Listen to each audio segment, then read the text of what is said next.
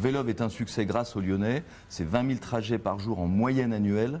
C'est un turnover, c'est un taux de rotation de 6 trajets par jour et par vélo. C'est un succès mondial puisqu'il a été répliqué dans le monde entier. Est-ce qu'il y a autant de casses? Aujourd'hui, on a eu cette courbe qui est descendue, elle repart à la hausse, je dois le dire, et j'en profite pour lancer un appel au civisme pour ne pas tuer la belle idée. Parce que comment ça se passe? Vous êtes en train de nous dire que ça repart à la hausse? Ça repart à la hausse. La dégradation repart à la hausse. Depuis le printemps dernier, c'est-à-dire on constate un nombre d'arrachages croissant sur les stations pour arracher le vélo ou parfois du vandalisme gratuit.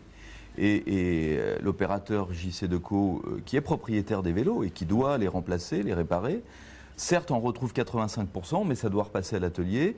Les cadres sont HS. Il y a à peu près combien de vélos qui disparaissent par mois? Écoutez, on est quand même à entre 200 et 300 vélos qui disparaissent par mois et ça fait beaucoup sur un parc de 4000 vélos. D'accord.